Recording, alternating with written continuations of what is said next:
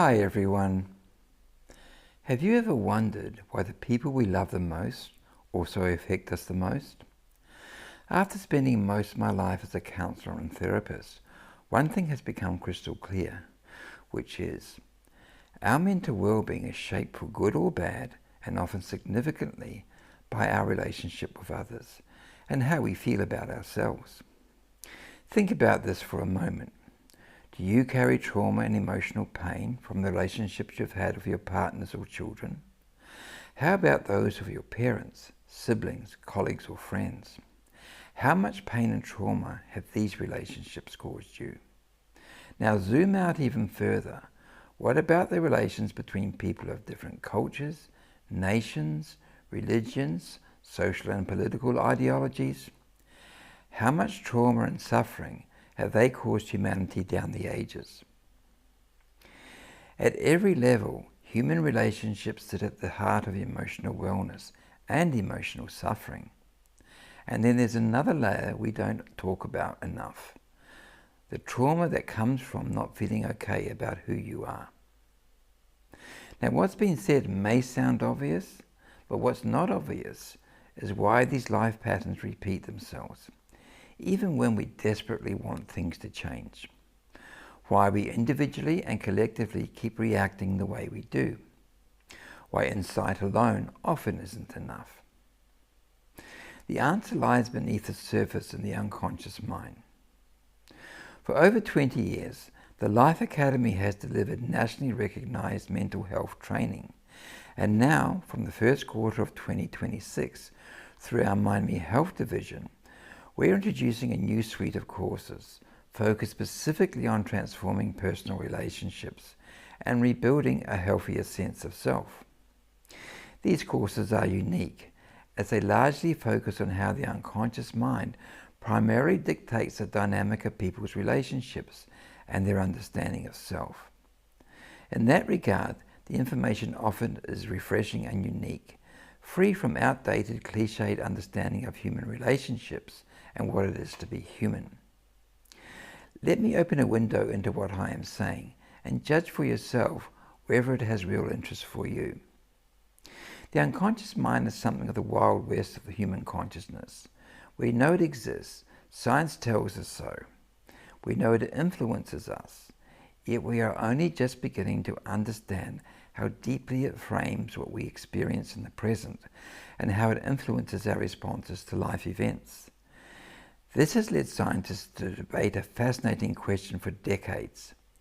Do we consciously choose how we behave, or do we simply feel like we do?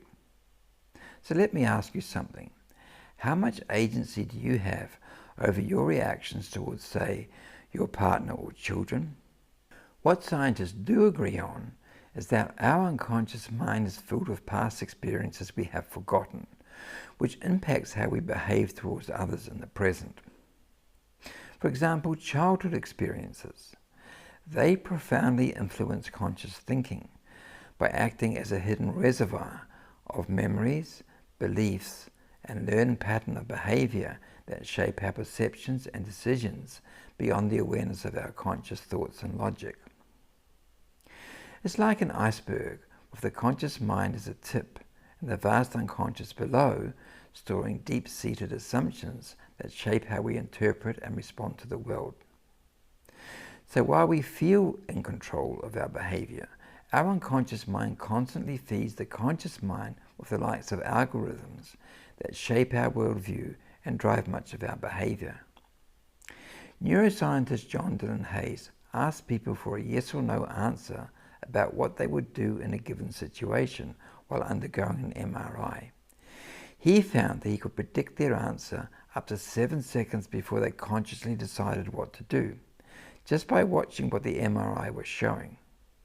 His research revealed that their unconscious mind had made the decision about what to do up to 7 seconds before they consciously decided to do so. John Dylan Hayes puts it this way. Neuroscientist John Dylan Haynes is conducting controversial research that explores just how little conscious control we have over the decisions we make. Our conscious mind can only focus on a small selection of all the stimuli that are around us that impinge on our senses. While our conscious minds pay attention to one part of the world, other parts of the brain work in the background. For example, when we walk along a busy street and we have to dodge away from cars or people or obstacles, a lot of this just happens automatically. We don't have to think about it happening. These unconscious routines take over a lot of the chores of our day-to-day life. In a way, one can think of consciousness as the tip of the iceberg of our mental processes. But if the unconscious guides most of our actions, it calls into question the deeply held belief that we are all free to choose our destinies. What if we aren't? A few years ago, John conducted experiments using MRI to monitor the brain when people make decisions. He found that humans unconsciously make decisions up to 7 seconds before the conscious mind comes into play. The conscious mind essentially takes credit for decisions the rest of the brain already made. You can see it schematically here. So this is a timeline, and this is when they think they're making up their mind, and this is the information we have about their upcoming decision. You can see it starts several seconds before they think they're making up their mind.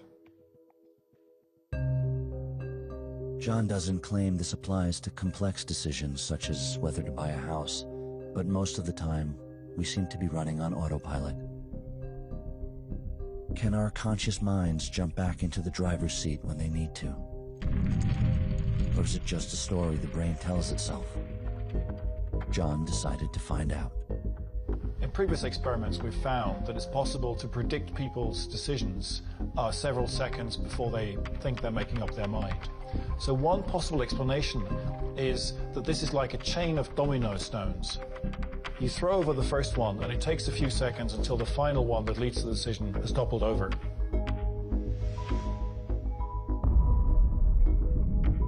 Now, the question we're addressing here is whether this is a necessary chain that is outside the control of the person, or whether a person can intervene in this chain, for example, by taking out the last domino in this long sequence and stopping the decision being made. This begs the question, how does your unconscious mind process a life event? And upon what basis did the unconscious mind of John Dylan Hayes' research subjects derive their answers to his questions? If you ask someone suffering a PTSD episode what is happening in the now, they will likely convey a narrative that does not match what is happening in their external environment. In such instances, they believe the story their unconscious mind is telling them, rather than objectively analyzing what their ears are hearing, what their eyes are seeing, and what their nostrils are smelling, and so find it hard to reach an objective understanding of what's happening to them. Likewise, if you ask someone to consciously explain why they fell in love and then out of love with their ex, they may tell a story about what they did as a couple and the amazing feelings they experienced while falling in love. And then they will probably explain how the health of the relationship started deteriorating after living with their partner for a while, and then cite their partner's problematic behavior as a primary cause of their relationship breakdown. But is this just a story their unconscious mind tells them, rather than an accurate understanding of what happened? Every personal relationship starts with relationship bonding. Modern science understands relationship bonding as a complex neurobiological and psychological process, one that is deeply rooted in our evolutionary need for connection and survival. It involves specific brain circuits and a powerful mix of neurochemicals that promote trust, affection, and long-term attachment. What's important to understand is that the relationship bonding is largely an unconscious process. That's why people often struggle to explain why they fell in love, why a relationship felt so right in the beginning, or why they fell out of love. The unconscious forces shaping those experiences were at work long before conscious reasoning entered the picture. In my book, Who is More Important, Me or You?, I propose that there are 6 primary relationship bonds that shape every relationship dynamic and largely determine how people behave towards one another. These are the bonds of enjoyment, trust, appreciation, empathy, dependency, and obligation. To make this clearer, let's look how these bonds form in romantic relationships and shape their dynamic. Most romantic relationships begin very simply. You notice someone you find appealing, someone who feels like a bit of all right, and you're drawn to spend time with them. If those early interactions are enjoyable, you naturally want more of them. You invest time and energy, driven by curiosity and the desire to know them more deeply. This is the enjoyment bond forming, and it's usually the first to take form. Think about it. Would you continue spending time and energy with someone whose company you didn't enjoy? Of course not. The desire to keep seeing someone in the early stages of a relationship is largely determined by how much you enjoy being with them. Soon after, a second bond begins to form, trust. At first you don't consciously analyze whether you can trust this person, but as something happens that raises doubt about their trustworthiness, especially regarding your emotional or physical well-being, everything changes. Distrust quickly undermines enjoyment, and the relationship becomes fragile. Most people wouldn't continue seeing someone they felt they couldn't trust. So in the early stages of a healthy romantic relationship, what's holding it together is 1. The enjoyment of each other's company, 2.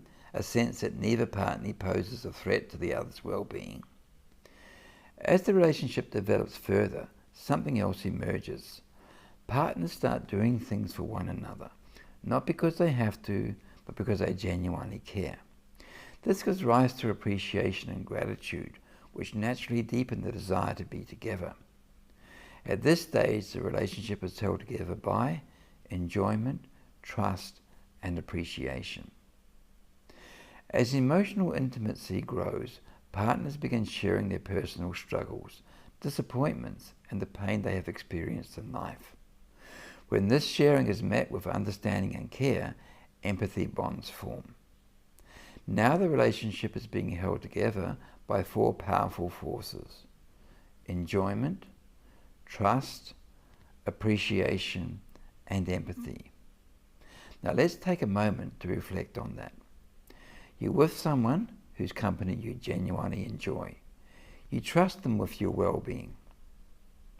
They value what you bring to their life, and they have the empathy to be there for you when you're in need. Isn't this what people often experience when they fall in love? Isn't this what many refer as a honeymoon phase? I call these 4 bonds the feel-good relationship bonds. Understanding how they form and how they weaken is key to understanding why relationships flourish or fall apart.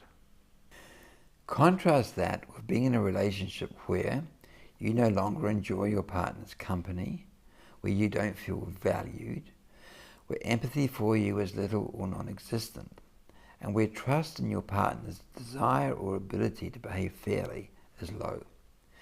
Isn't this how many people feel when they fall out of love?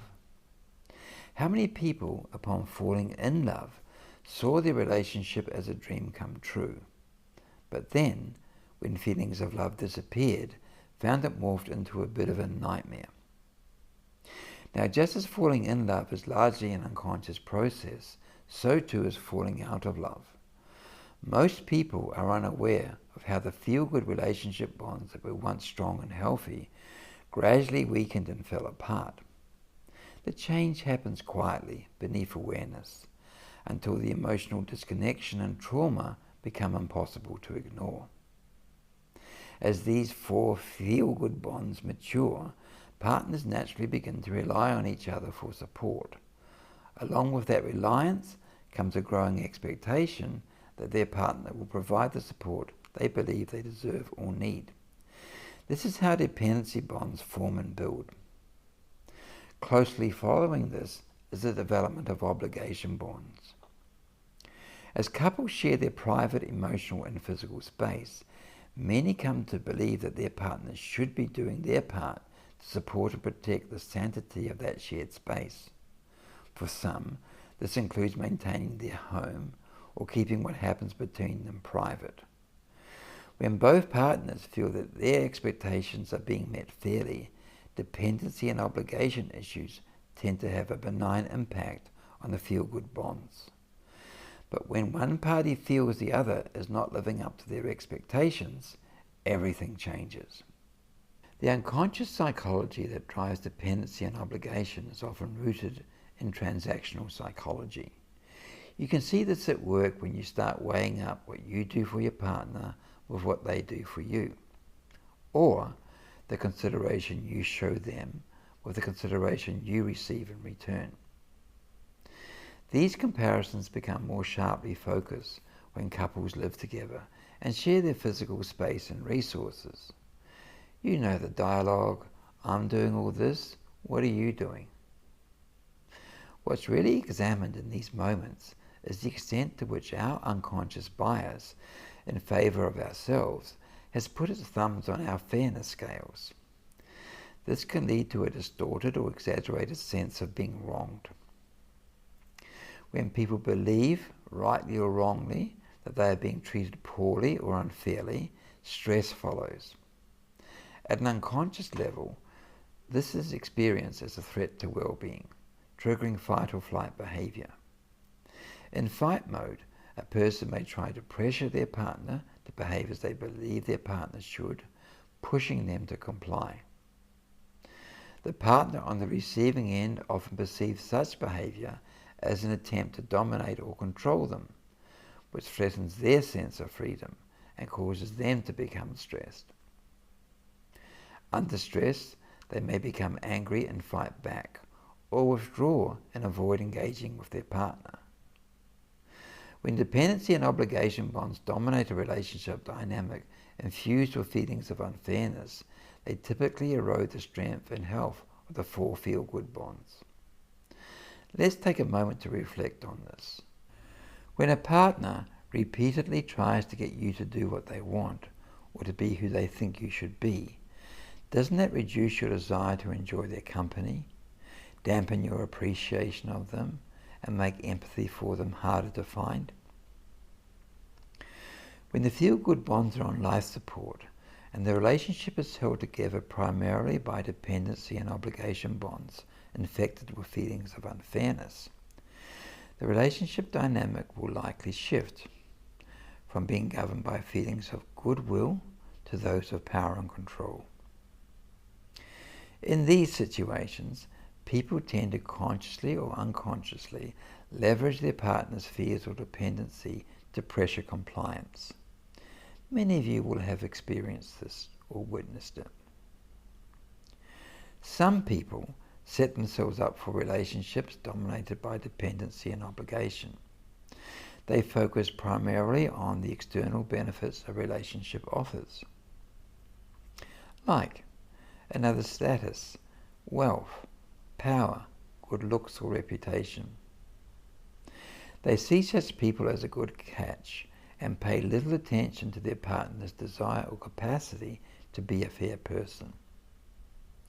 Like most relationships, these often begin with enjoyment bonding, but when appreciation and empathy bonds form, they tend to be weak or undeveloped.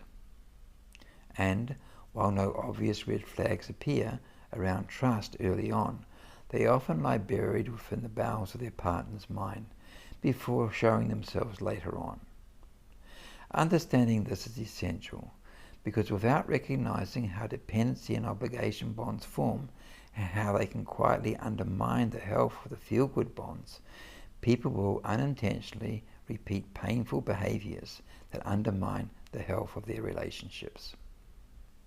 Now, when a person finds a partner and develops strong feel-good bonds with them, they often believe their good fortune was due to their natural chemistry or compatibility, and assume that the good times will last forever. A crude analogy of this phenomenon is somebody winning a lottery and unconsciously believing that the money they won will last and last and deliver the lifestyle they desire. Within the rough and tumble of everyday life, This manifests as giving little or no thought to investing that money to ensure that it does deliver that lifestyle. In relationship speak, landing the partner of your dreams is like winning a lottery. You experience a dopamine high.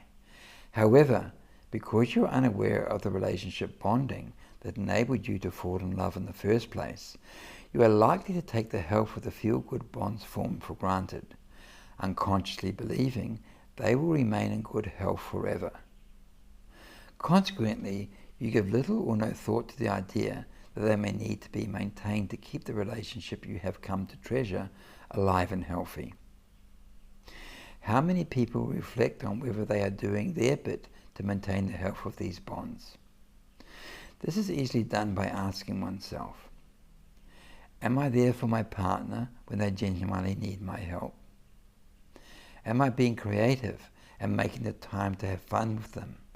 You know, interacting with them with the banter and sweetness that creates lightheartedness and laughter. Am I showing them appreciation for the support and kindness they give me? Am I being a person whom my partner can trust with their well-being? How many people feel too busy or naive to realize the value of maintaining the health of these feel-good relationship bonds? Now, while it's vitally important to spend time and energy on maintaining them, it's also essential to understand the behavior that weakens these bonds and the unconscious psychology that undermines their health. One primary culprit is relationship stress, especially when triggered by real or perceived unfair behavior. National Geographic has produced an amazing documentary called Stress, the Portrait of a Killer. The documentary primarily covers research on relationship stress conducted by renowned scientists. It shows the impacts on the health of animals and humans and their relationships. It has proven to be widely popular and an invaluable resource for our students. Robert Sapolsky, one of the head scientists, conducted his research on a baboon troop in Africa. The documentary shows Robert collecting blood samples from the top-ranking baboon to the lowest minion and measuring the amount of stress hormones contained in their blood. He says, they are being stressed by social and psychological tumult, invented by their own species. They are a perfect model for westernized stress-related disease. What he found was that the baboon society was governed by a hierarchical structure, where the alpha male controlled the behavior of those under him by threatening their well-being. This behavior in turn was emulated all the way down the baboon social hierarchy. In other words, each baboon sought to control the behavior of those below them, using threatening or bullying behavior. The blood samples revealed that the highest ranking baboons suffered the least stress and the lowest ranking the most, along with increased heart rates and higher blood pressure. Sapolsky's research had linked the stress of primates in the wild to their deteriorating health. He put it this way. Basically, if you're a stressed, unhealthy baboon in a typical troop, you have an immune system that does not work well, high blood pressure, elevated levels of stress hormones, your reproductive system is more vulnerable to being knocked out of whack, and your brain chemistry bears some similarity to clinically depressed humans. After researching the baboon troop for 10 years, it went through a major crisis, after which the relationship culture between its members changed. Instead of abusing and stressing each other, they focused on enjoying each other's company and showing more care for one another. In other words, they focused on building a culture that prioritized building feel-good relationship bonds between the troop members. This change in relationship culture immensely improved their physical health and psychological well-being, and has stayed that way for the last 20 years. You can watch this documentary online by clicking the link below. Okay, that's a wrap. If what's been said has sparked your interest, hop on board by signing up for our newsletter for updates on our courses and early bird discounts.